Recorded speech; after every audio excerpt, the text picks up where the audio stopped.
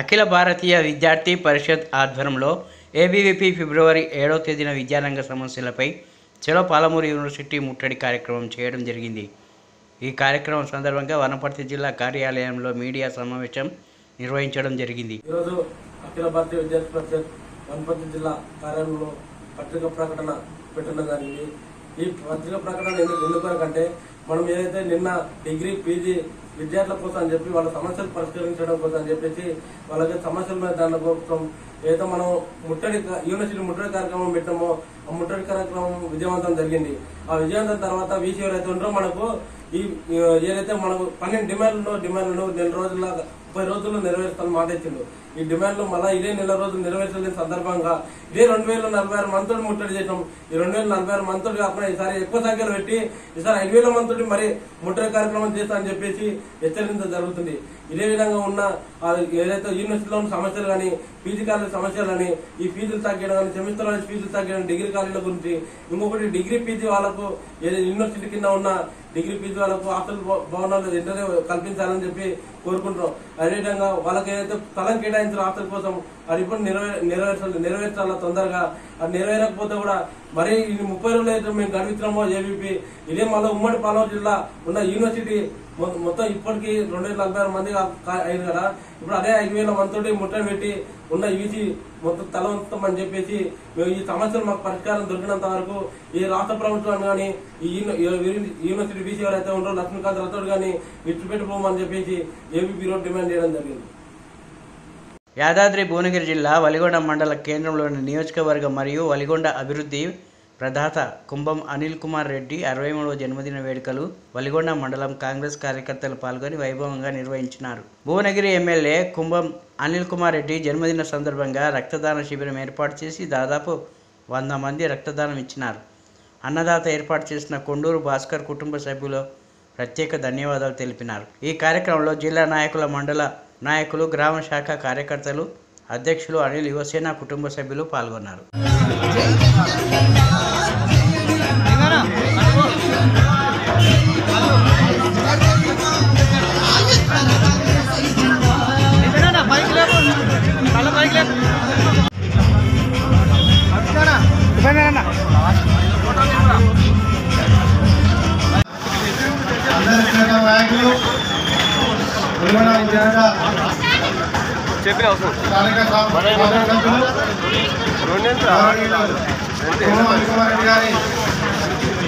MLA అయిన తర్వాత birthday ఈరోజు బర్త్డే కార్యక్రమానికి అనిలండ యువకుల ఆధ్వర్యంలో రెడ్ క్రాస్ సొసైటీ ద్వారా రక్త సేకరణ చేయడం జరిగింది.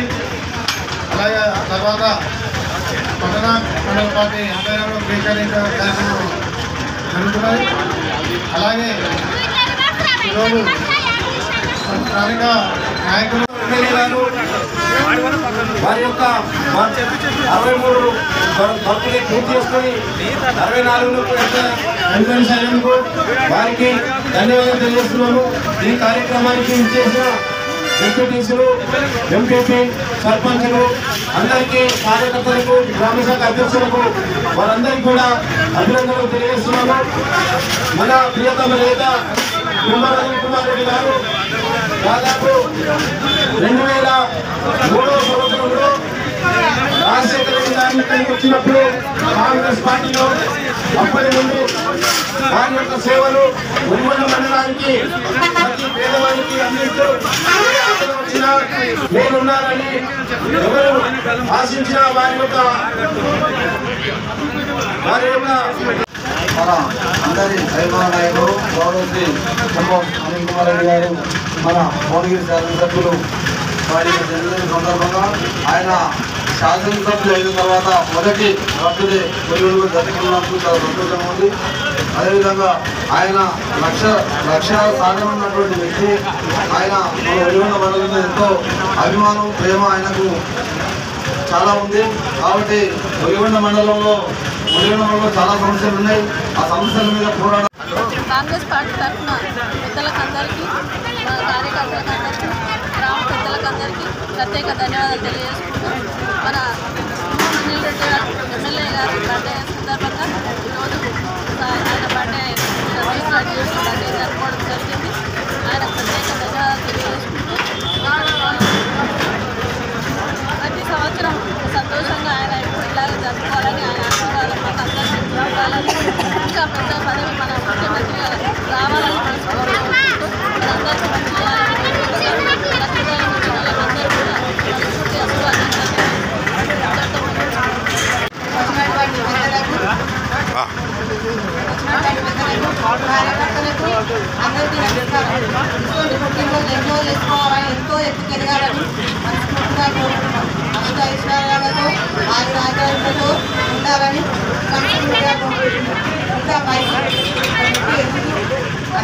చాలా బాగా చూసుకుంటారు సార్ గారు.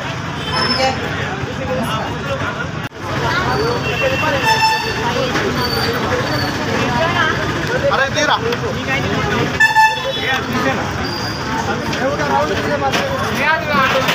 తెలంగాణ శాసనసభ వ్యవహారాల సలహా కమిటీ మెంబర్గా ప్రభుత్వ విప్ ఆలేరు ఎమ్మెల్యే బీర్ల ఐలయ్యను శాసనసభ స్పీకర్ గడ్డం ప్రసాద్ నియమించారు. బుధవారం రోజు జరిగిన అసెంబ్లీ సమావేశంలో స్పీకర్ గడ్డం ప్రసాద్ ప్రభుత్వం విప్ ఆలేరు ఎమ్మెల్యే బీర్ల ఐలయ్యను సభా వ్యవహారాల సలహా కమిటీ మెంబర్గా నియమించారు. వీరితో పాటు చైర్మన్గా గడ్డం ప్రసాద్, మిగతా 9 మందిని శాసనసభ వ్యవహారాల సలహా కమిటీ సభ్యులుగా నియమించారు.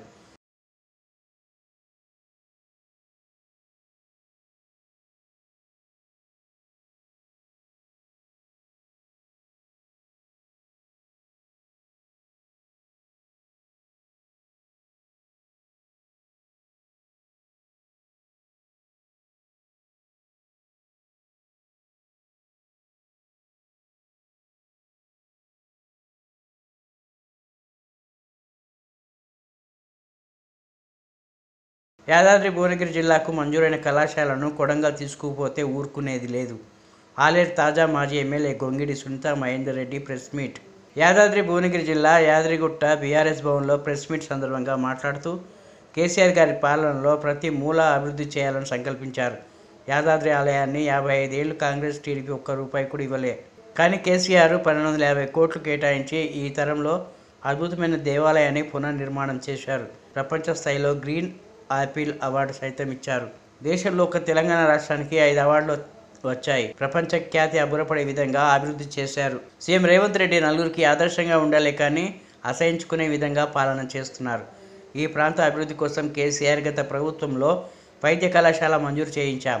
భువనగిరి జిల్లాకు వైద్య కళాశాల మంజూరు చేయించాం. బీబీనగర్లో ఎయిమ్స్ ఉన్నప్పటికీ యాదగిరిగుట్టలో మెడికల్ కళాశాలను తీసుకువచ్చాం. యాదాద్రి దేవాలయాలకు వచ్చి వెళ్లే భక్తుల సౌకర్యార్థం 100 పడకల ఆసుపత్రిని 2022 నవంబర్ 29లో శంకుస్థాపన చేసుకున్నాం. యాదాద్రీశుడి పేరుపై వైద్య కళాశాల ఆ వెంటనే జీవో నంబర్ 85తో 5 జూలై 2023లో మంజూరు చేయించాం. నమస్కారం. కొంత బాధతో మీ అందరితో మాట్లాడదామని ఈరోజు ఈ సమావేశాన్ని ఏర్పాటు చేయడం జరిగింది. గతంలో గౌరవ ముఖ్యమంత్రి గారు కేసీఆర్ గారు తెలంగాణ రాష్ట్ర మొట్టమొదటి ముఖ్యమంత్రి గారు కేసీఆర్ గారు వారి పాలనలో తెలంగాణ రాష్ట్రంలో ఉన్న ప్రతి మూల కూడా అభివృద్ధి చెందాలి, అన్ని ప్రాంతాలు బాగుపడాలి, అన్ని జిల్లాలు బాగుపడాలనే తపనతోని అనేక కార్యక్రమాలు అభివృద్ధి కార్యక్రమాలు చేపట్టి సబ్బండ వర్ణాలు సకల ప్రాంతాలు కూడా తెలంగాణలో అభివృద్ధి చేయాలనే ఒక గొప్ప సంకల్పంతో వారి పనితీరు ఉండేది. బట్ ఇప్పుడు బాధాకరంగా అనిపిస్తూ ఉంది. ఇటు యాదగిరిగుట్టలో లక్ష్మీ నరసింహస్వామి దేవాలయాన్ని 55 ఏళ్ళు పరిపాలించిన కాంగ్రెస్ పార్టీ కానీ 10 ఏళ్ళు పరిపాలించిన తెలుగుదేశం పార్టీ కానీ ఎప్పుడు కూడా ఈ దేవస్థానానికి ₹1 కూడా ఇచ్చిన సందర్భాలు లేవు. కానీ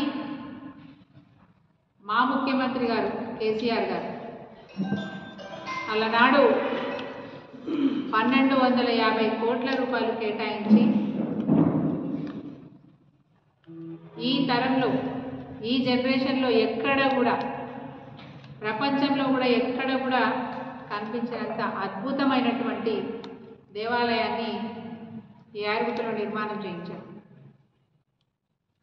వచ్చిన ప్రతి ఒక్కరు మెచ్చుకోవడమే కాదు, ఈరోజు ప్రపంచ స్థాయిలో మరి గ్రీన్ యాపిల్ వారు ఒక అవార్డు కూడా ఈ నిర్మాణానికి అద్భుతమైన కట్టడాలకి అవార్డులు ఇస్తూ ఉంటారు.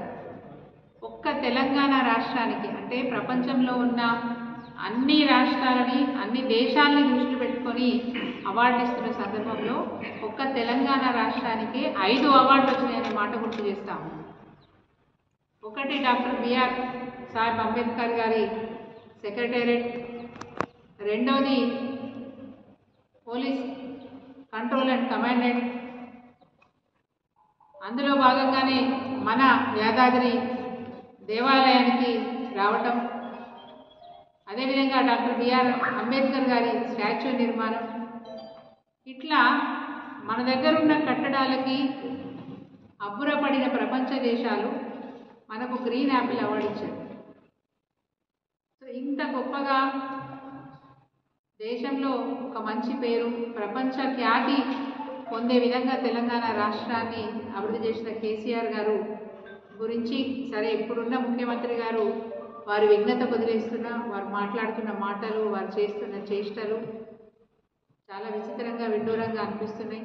ఒక సంస్కారవంతుడు, నలుగురికి ఆదర్శంగా ఉండాల్సిన వ్యక్తి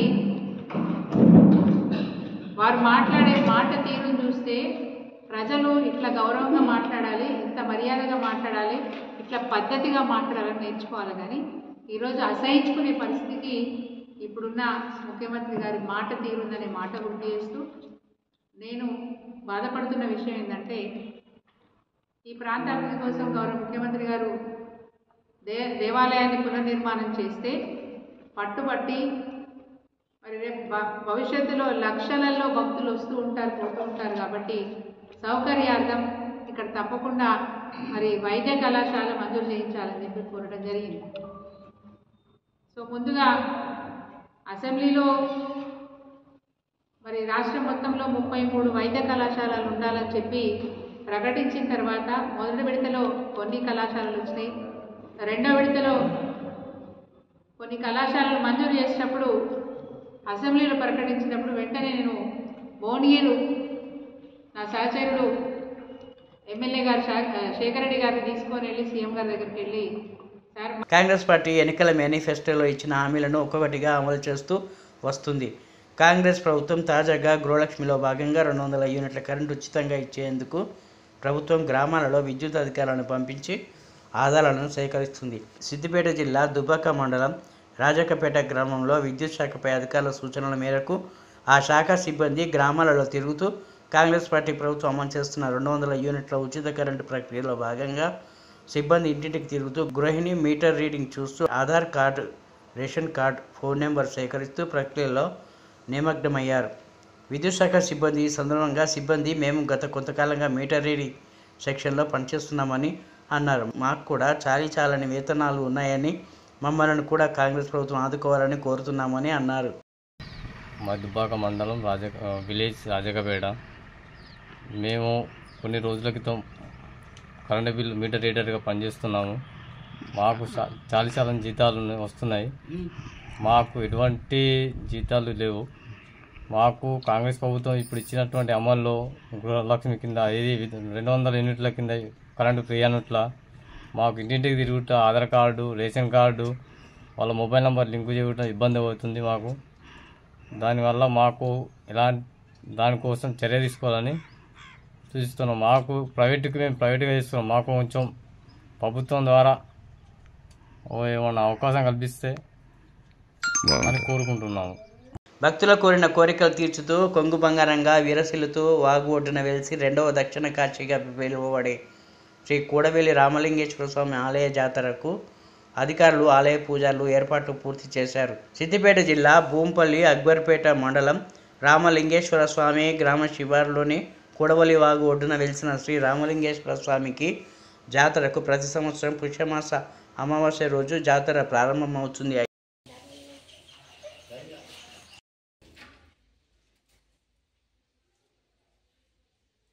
కూడలి క్షేత్ర నివాసాయ కామితార్థ ప్రదాయనే మాఘమాసోత్సవ ప్రియాయ శ్రీరామలింగాయ మంగళం. కోరిన భక్తుల సకల మనోభీష్టాలను నెరవేర్చేటువంటి స్వామి సాక్షాత్ శ్రీ పార్వతీ రామలింగేశ్వర స్వామి వారు. పూర్వం రామరావణ యుద్ధం జరిగిన తర్వాత శ్రీరామచంద్రుల వారికి బ్రహ్మహత్య మహాపాతక దోషం వస్తుంది. ఆ దోష ప్రాయచిత్తార్థం పరమ పవిత్రమైనటువంటి కూడలి సంగమ స్థలంలో పుణ్యస్నానములు ఆచరించి ఆంజనేయ స్వామి నుండి కాశీ నుండి శివలింగం తెప్పించి అట్లాగే సైకతంతో ఇక్కడే శివలింగ స్థాపన చేశారు. పూర్వకాలంలో అంటే ఆ త్రేతాయుగం నాడు శ్రీరామచంద్రుల వారు తానే స్వయంగా సైకతంతో శివలింగ స్థాపన చేసి కాశీ నుండి తెచ్చినటువంటి శివలింగాన్ని ఇక్కడ ప్రతిష్ఠించినటువంటి ఘట్టాన్ని నేటికి కలియుగంలో మనంతా కూడా దర్శించుకున్నటువంటి సౌభాగ్యం మనకు ఉంది. భక్తులంతా ఈ అమావాస్య రోజు పుష్యమావాస్య రోజులు పుష్య అమావాస్య రోజున పరమ పవిత్రమైనటువంటి కూడవెలి నదిలో పుణ్యస్నానం ఆచరిస్తుంది. ఎందుచేత అంటే శ్రీరామచంద్రుడు దశావతారంలో విష్ణుమూర్తి యొక్క 7వ అవతారం. స్వయంగా విష్ణుమూర్తే మానవ అవతారం ధరించి కర్మను ఈ విధంగా ఆచరించి తరించాలనేటువంటి మార్గనిర్దేశం చేసినటువంటి అవతారం శ్రీరామ అవతారం. మాత్రం అనేక దుష్కర్మలు చేస్తుంటాం. సకల పాపాల నుండి విముక్తి పొందాలంటే ఈ అమావాస్య రోజున ఏ ముహూర్తానితే శ్రీరామచంద్రుల వారు ఇక్కడ పుణ్యస్నానం ఆచరించారో అదే ముహూర్తమున మనమంతా కూడా పుణ్యస్నానం ఆచరించినట్లయితే సకల సౌభాగ్యాలు సిద్ధిస్తాయి, సకల పాపహరణం అని చెప్పేసి భక్తుల యొక్క ప్రగాఢ విశ్వాసం. పుష్యబహుళ అమావాస్య నుంచి మొదలుకొని మాఘమాసంలో వచ్చేటువంటి 5 రోజుల పాటు అత్యంత వైభవపేతంగా కూడవెల్లి జాతర జరుగుతుంది. ఈ సంవత్సరానికి గాను ఫిబ్రవరి 9, 2024 నుంచి మొదలుకొని 5 రోజుల పాటు కూడవెల్లి జాతరోత్సవాలు అత్యంత వైభవపేతంగా జరుగుతున్నాయి. ఇట్టి జాతరోత్సవాల్లో భాగంగా ప్రతినిత్యం స్వామివారికి మహన్యాసపూర్వక రుద్రాభిషేకంతో కార్యక్రమాలు ప్రారంభమై తర్వాత భక్తులకి సర్వదర్శనాలకు అవకాశం ఉంటాయి. ప్రతిరోజు ప్రదోషకార్చన, ఆ తదుపరి స్వామివారి పల్లిక సేవ అత్యంత వైభవపేతంగా సశాస్త్రీయంగా శైవాగమోక్తంగా వంశపారంపర్య దేవాలయ అర్చక స్వాములు శైవాగమోక్తంగా నిర్వహిస్తారు. ఇట్టి కార్యక్రమాల్లో భక్తులంతా కూడా విశేష సంఖ్యలో విచ్చేసి స్వామివారి దర్శించి తీర్థప్రసాదాలు స్వీకరించి తరించాల్సిందిగా మనవి. సర్వే జనా సుఖినో భవంతు, సర్వతో సన్మంగళాని భవంతు. శుభం. సిద్దిపేట జిల్లా దుబ్బాక మండల కేంద్రంలోని బస్టాండ్ వద్ద ఉన్న ఉమ్మడి ఆంధ్రప్రదేశ్ మాజీ సీఎం నందమూరి తారక రామారావు విగ్రహ ఆవిష్కరణ కార్యక్రమానికి ముఖ్య అతిథిగా హాజరైన స్థానిక టీడీపీ నాయకులతో కలిసి విగ్రహాన్ని ఆవిష్కరించారు. అనంతరం టీడీపీ జెండాను ఎగురవేశారు. ఈ సందర్భంగా వారు మాట్లాడుతూ ఆయన చేసిన సేవలను స్మరించుకున్నారు. బడుగు బలహీన వర్గాల ఆశాజ్యోతిగా నిలిచారన్నారు.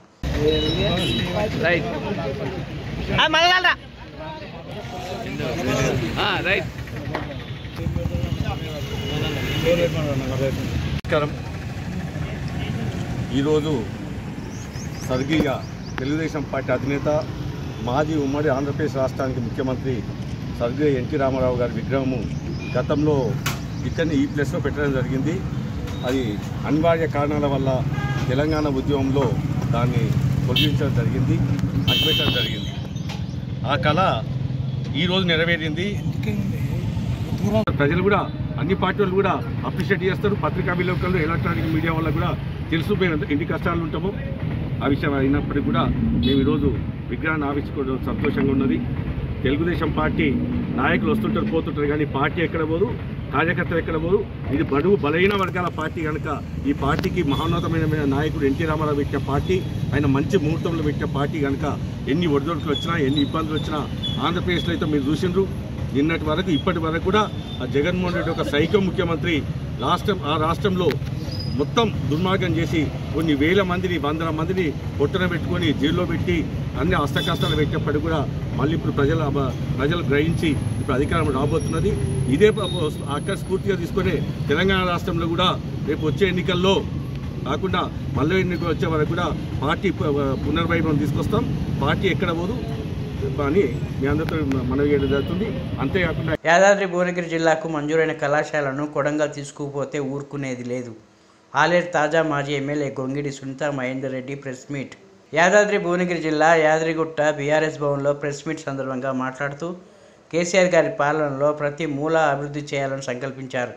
యాదాద్రి ఆలయాన్ని 55 ఏళ్లు కాంగ్రెస్ టీడీపీ ఒక్క రూపాయి కూడా ఇవ్వలే. కానీ కేసీఆర్ 1250 కోట్లు కేటాయించి ఈ తరంలో అద్భుతమైన దేవాలయాన్ని పునర్నిర్మాణం చేశారు. ప్రపంచ స్థాయిలో గ్రీన్ ఆపిల్ అవార్డు సైతం ఇచ్చారు. దేశంలో ఒక తెలంగాణ రాష్ట్రానికి 5 అవార్డులు వచ్చాయి. ప్రపంచ ఖ్యాతి అబ్బురపడే విధంగా అభివృద్ధి చేశారు. సీఎం రేవంత్ రెడ్డి నలుగురికి ఆదర్శంగా ఉండాలి కానీ అసహించుకునే విధంగా పాలన చేస్తున్నారు. ఈ ప్రాంత అభివృద్ధి కోసం కేసీఆర్ గత ప్రభుత్వంలో వైద్య కళాశాల మంజూరు చేయించాం. భువనగిరి జిల్లాకు వైద్య కళాశాల మంజూరు చేయించాం. బీబీనగర్లో ఎయిమ్స్ ఉన్నప్పటికీ యాదగిరిగుట్టలో మెడికల్ కళాశాలను తీసుకువచ్చాం. యాదాద్రి దేవాలయాలకు వచ్చి వెళ్లే భక్తుల సౌకర్యార్థం 100 పడకల ఆసుపత్రిని 2022 నవంబర్ 29లో శంకుస్థాపన చేసుకున్నాం. యాదాద్రీశుడి పేరుపై వైద్య కళాశాల ఆ వెంటనే జీవో నంబర్ 85తో 5 జూలై 2023లో మంజూరు చేయించాం. నమస్కారం. కొంత బాధతో మీ అందరితో మాట్లాడదామని ఈరోజు ఈ సమావేశాన్ని ఏర్పాటు చేయడం జరిగింది. గతంలో గౌరవ ముఖ్యమంత్రి గారు కేసీఆర్ గారు తెలంగాణ రాష్ట్ర మొట్టమొదటి ముఖ్యమంత్రి గారు కేసీఆర్ గారు వారి పాలనలో తెలంగాణ రాష్ట్రంలో ఉన్న ప్రతి మూల కూడా అభివృద్ధి చెందాలి, అన్ని ప్రాంతాలు బాగుపడాలి, అన్ని జిల్లాలు బాగుపడాలనే తపనతోని అనేక కార్యక్రమాలు, అభివృద్ధి కార్యక్రమాలు చేపట్టి సబ్బండ వర్ణాలు సకల ప్రాంతాలు కూడా తెలంగాణలో అభివృద్ధి చేయాలనే ఒక గొప్ప సంకల్పంతో మరి పనితీరు ఉండేది. బట్ ఇప్పుడు బాధాకరంగా అనిపిస్తూ ఉంది. ఇటు యాయరుగుట్టలో లక్ష్మీ నరసింహస్వామి దేవాలయాన్ని 55 ఏళ్ళు పరిపాలించిన కాంగ్రెస్ పార్టీ కానీ 10 ఏళ్ళు పరిపాలించిన తెలుగుదేశం పార్టీ కానీ ఎప్పుడు కూడా ఈ దేవస్థానానికి ₹1 కూడా ఇచ్చిన సందర్భాలు లేవు. కానీ మా ముఖ్యమంత్రి గారు కేసీఆర్ గారు అలనాడు 1250 కోట్ల రూపాయలు కేటాయించి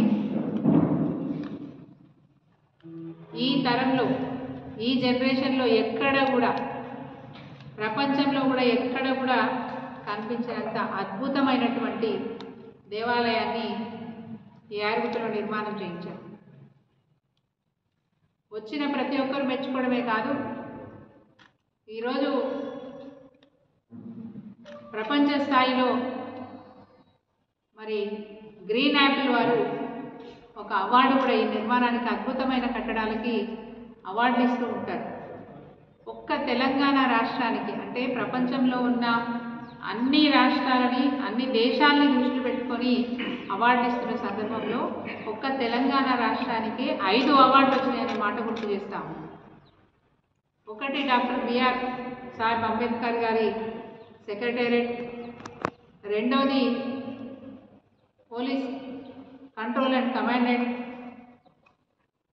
అందులో భాగంగానే మన యాదాద్రి దేవాలయానికి రావటం, అదేవిధంగా డాక్టర్ బిఆర్ అంబేద్కర్ గారి స్టాచ్యూ నిర్మాణం, ఇట్లా మన దగ్గర ఉన్న కట్టడాలకి అబ్బురపడిన ప్రపంచ దేశాలు మనకు గ్రీన్ యాపిల్ అవార్డు ఇచ్చారు. సో ఇంత గొప్పగా దేశంలో ఒక మంచి పేరు, ప్రపంచ ఖ్యాతి పొందే విధంగా తెలంగాణ రాష్ట్రాన్ని అభివృద్ధి చేసిన కేసీఆర్ గారు గురించి, సరే ఇప్పుడున్న ముఖ్యమంత్రి గారు వారి విఘ్నత వదిలేస్తున్న, వారు మాట్లాడుతున్న మాటలు, వారు చేస్తున్న చేష్టలు చాలా విచిత్రంగా, విడ్డూరంగా అనిపిస్తున్నాయి. ఒక సంస్కారవంతుడు, నలుగురికి ఆదర్శంగా ఉండాల్సిన వ్యక్తి, వారు మాట్లాడే మాట తీరును చూస్తే ప్రజలు ఇట్లా గౌరవంగా మాట్లాడాలి, ఇంత మర్యాదగా మాట్లాడాలి, ఇట్లా పద్ధతిగా మాట్లాడాలని నేర్చుకోవాలి. కానీ ఈరోజు అసహించుకునే పరిస్థితికి ఇప్పుడున్న ముఖ్యమంత్రి గారి మాట తీరుందనే మాట గుర్తు చేస్తూ, నేను బాధపడుతున్న విషయం ఏంటంటే, ఈ ప్రాంత అభివృద్ధి కోసం గౌరవ ముఖ్యమంత్రి గారు దేవాలయాన్ని పునర్నిర్మాణం చేస్తే పట్టుబట్టి మరి రేపు భవిష్యత్తులో లక్షలలో భక్తులు వస్తూ ఉంటారు, పోతూ ఉంటారు. కాబట్టి సౌకర్యార్థం ఇక్కడ తప్పకుండా మరి వైద్య కళాశాల మంజూరు చేయించాలని చెప్పి కోరడం జరిగింది. సో ముందుగా అసెంబ్లీలో మరి రాష్ట్రం మొత్తంలో 33 వైద్య కళాశాలలు ఉండాలని చెప్పి ప్రకటించిన తర్వాత మొదటి విడతలో కొన్ని కళాశాలలు వచ్చినాయి, రెండో విడతలో కొన్ని కళాశాలలు మంజూరు చేసినప్పుడు అసెంబ్లీలో ప్రకటించినప్పుడు వెంటనే నేను భువనగిరి నా సహచరుడు ఎమ్మెల్యే గారు శేఖర్ రెడ్డి గారిని తీసుకొని వెళ్ళి సీఎం గారి దగ్గరికి వెళ్ళి, సార్